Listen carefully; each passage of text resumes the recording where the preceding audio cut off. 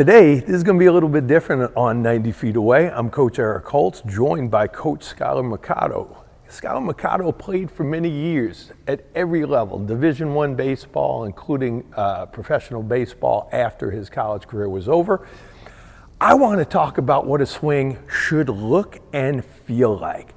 I don't want to discuss anything to do with launch angle and metrics and exit velocity. As I've spoken about on the show many times, I don't care about any of that stuff.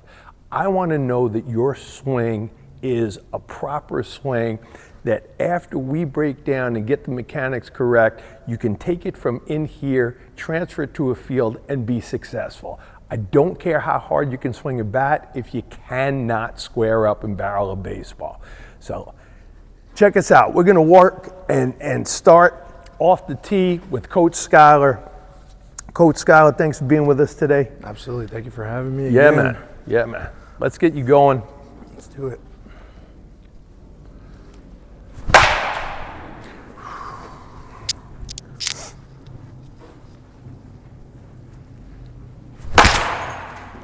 Sky, tell me what type of feel you're looking for on your first 5 to 10 swings. So for me, ever since I was young, I was a bit jumpy, getting towards the baseball. So for me, I try to, stay behind the tee, stay anchored into the ground, and, work my swing through the direction of wherever I put the tee. Why is it important to stay anchored into the ground? This is something we both talk to kids about on a regular basis. Why is it so important?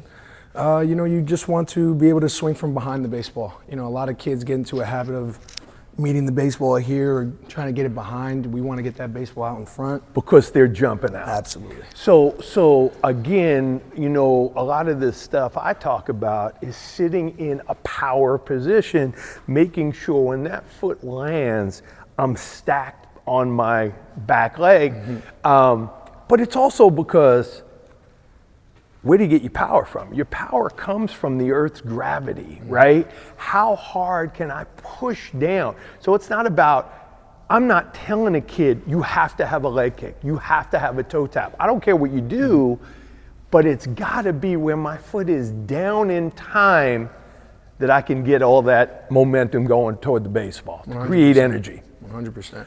A lot of kids, I would say a lot of coaches tend to try and teach the same thing over and over again. Not everybody's the same person. So for me, if a kid has a leg kick, cool. If a kid is a nose stride, cool. As long as they get into the same position once that front foot gets down, and we're strong, we're in our legs, we're down through the ground, then there shouldn't be a problem. Awesome, let's see it.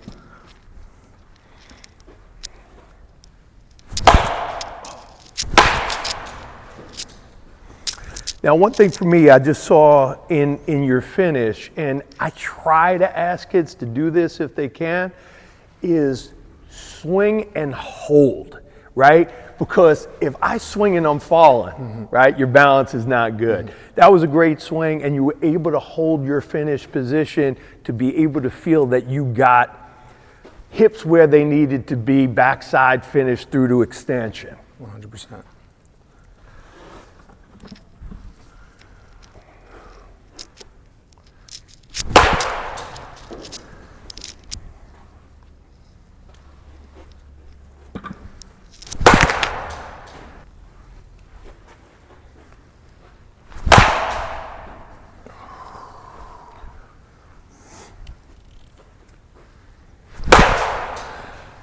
Tell me what your thought process is as a hitter. Are you going in there like hoping for the best, Skylar? Are you going in there attacking? Are you an ambush guy? What were your thoughts when you were playing? Big game plan guy. As you get older and you go to higher levels, you have to game plan. Guys have so many pitches and they're so good. You don't want to see a curveball necessarily, unless he throws it right down the middle. But besides the point, for me, I always hunted fastballs early. I like to be a guy who drives the balls in the gap. I don't want to really see off speeds later in the count for strikeouts and stuff like that. So I'm hunting fastballs early, driving to right center, and I like to run. So that's what I'm looking to do. So, but like, okay, you ever go into the box going, man, I'm going to hit a home run right now? Never. Home runs are accidents. Home runs are doubles that I hit a little bit better. I need the kids to understand that fundamentally, foundation, mechanics, confidence, controlling my emotion, and going up there and trying to hit a ball in the gap is what I should be thinking every time I get in the batter's box. I'm never trying to hit a home run unless I'm in a home run derby. And I have issues with that as well, because then guys' swings get screwed up for the next 2 weeks after they're trying to launch baseballs. So that was, I'm going to say, probably about 100 miles an hour off the tee, line drive right up the middle. Talk to me about launch angle. Never really, pertained to me. Why? I'm not a guy who's Why? It's 2024. It's launch angle time in the baseball world. I'm not a guy who's going to go up there and hit 30 home runs a year. That's not who I am. And it took me a little while to figure that out about myself. But I'm a doubles guy. I'm a doubles guy. I get on base for the big boppers. I'll steal bases. That's not my game. I know I have pop. I know I can hit the ball hard. I'm not looking to do that all the time. Did you care how hard you swung the bat when you were playing? Did you know how hard you were swinging the bat when you were playing? Early on, it was a thought for me, because it was all over the place. So I had no choice but to think about it. But at the time, how old were you when it was a thing? 22, 23. Okay, 22, 23. So again, 22, 23, post-collegiate career, he's now starting to get involved in ex velo and stuff like that. 13, 14, 15, 16-year-old kids should never know how hard they're swinging the bat. Don't get me wrong, I don't want to be sued by HitTrax and Rapsodo and TrackMan. I think it's great for collegiate players and beyond. I don't think a 16-year-old kid, I don't think it's relative. I don't think it's relative to the game. He could swing 100 miles an hour and miss a curveball by 5 feet. What good is that? I want the mentality of confidence. I'm better than you. I want to go into the box saying, the only one that's going to get me out today is me. I don't want to go in the box hoping for the best. Skylar talks about game planning. Well, how can I game plan? I've never seen this pitcher before. Well, if I've never seen the pitcher before, what do I want? What do I want early in the count? I'm going hunting for an inner third fastball early in the count. Before 2 strikes, what do I want? After 2 strikes, what do I get? I have to now deal with what he gives me if I don't know this guy. So as Skylar's talking about, I'm trying to hit line drives up the middle. Anything beyond that, bonus.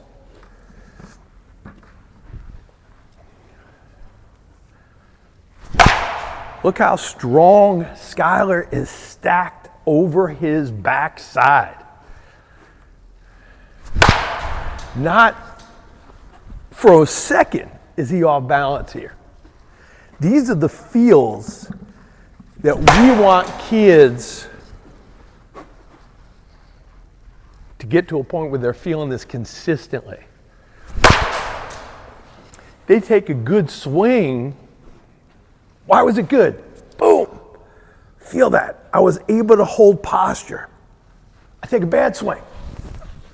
Man, why was that so bad? Well, it was bad because I wasn't able to go to the fundamental things we talked about, staying stacked on my backside.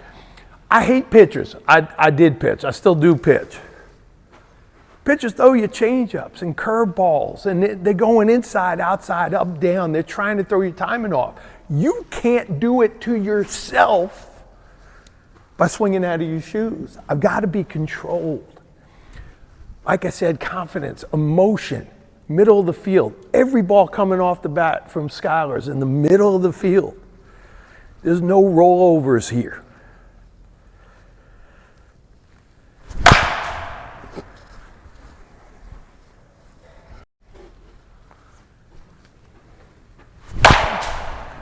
Give me 3 things, Skylar, 3 things that you want teenage kids to concentrate on. Foundational. Everything is foundational, like we just talked about earlier. Anchor, brake. If your anchor's weak, you're gonna be on your front side. If your brakes are squeaky, you're gonna be falling over. As long as my anchor is strong and my brakes work, I'm gonna be where I need to be. After that, what are we talking about? Hips. What are you doing with your hips? I'm trying to coil my hips. It holds me in a better position. Now, I know a lot of kids have trouble with separating their hips and shoulders. Can you explain to the audience what separation is? So hip-shoulder separation is being able to turn my hips without having to turn my shoulders. A lot of kids have the trouble of, coming this way and their hips go and so does everything else, and they start to wrap the bat along with it. And we want to get to the position where we can just turn our hips without having to move our upper body. So that's hip and shoulder separation. What about hand separation away from your body? So we want to be able to get into a position where we get our hands back and our barrel path can flow nice and easy. Can you do that again and hold, please? So what I ask a lot of my players to do is to feel where my hands are in space and time. I should be able to get my hands into a great position and close my eyes, knowing that they're in the same position every time. I have to be able to feel that I'm dropping my backside or my hands are higher than normal. I want to consistently be in a great spot when my hands are separated.